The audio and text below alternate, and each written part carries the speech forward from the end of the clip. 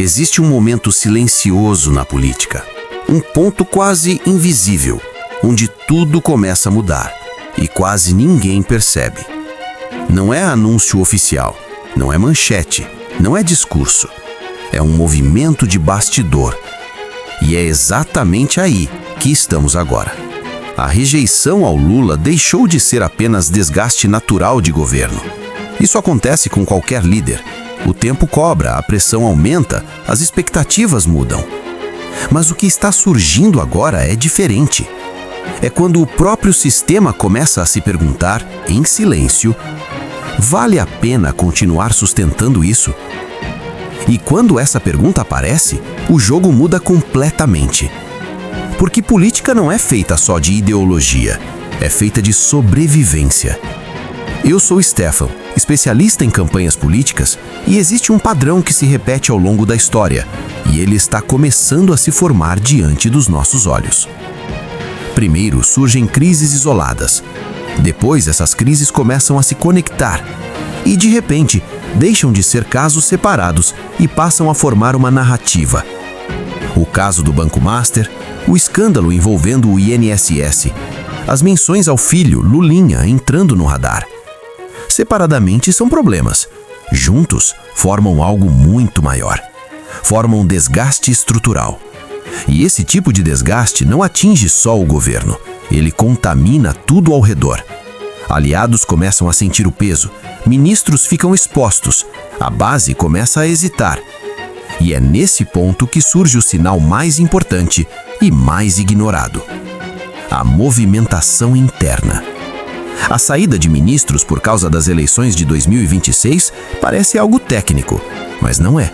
É estratégia, é antecipação. É gente olhando para o cenário e pensando: eu preciso garantir o meu futuro antes que seja tarde. E quando muitos começam a fazer isso ao mesmo tempo, não é organização, é alerta. Porque ninguém quer ser o último a sair de um governo que perdeu sustentação. E aos poucos, o que antes era apoio começa a virar distância. O presidente vai ficando mais isolado, a base diminui, o discurso já não mobiliza como antes. E nos bastidores, uma nova conversa começa a ganhar força. O que vem depois? O pós-Lula. E esse é o ponto mais delicado de todos. Porque não existe um substituto claro. Não há um nome forte, consolidado, pronto para assumir. E isso cria um vazio, um espaço perigoso. Porque quando o sistema percebe que precisa mudar, mas não sabe para onde ir, a instabilidade aumenta. E aí surge outra pergunta que poucos estão fazendo. Quem vai querer assumir esse cenário? Quem vai aceitar ser o próximo rosto em meio a esse nível de desgaste? Porque nesse estágio, o problema já não é mais governar bem, é sobreviver politicamente. E quando um líder chega a esse ponto, tudo muda. As decisões deixam de ser sobre o país, passam a ser sobre proteção. Cada movimento vira cálculo, cada fala vira risco, cada aliança vira necessidade. Até a imagem internacional, que antes fortalecia, começa a gerar distância. Porque o público interno já não enxerga isso como liderança global, enxerga como desconexão. E isso pesa muito.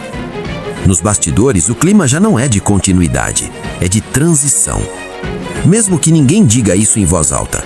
Porque quando o sistema começa a se mover, ele não avisa, ele ajusta, ele reposiciona. E quando você percebe, tudo já mudou. Agora me diz, você também está percebendo esses sinais? Ou ainda acha que isso é só mais uma fase normal de governo? Se esse tipo de análise faz sentido para você, acompanha. Porque o que está acontecendo agora ainda está só no começo.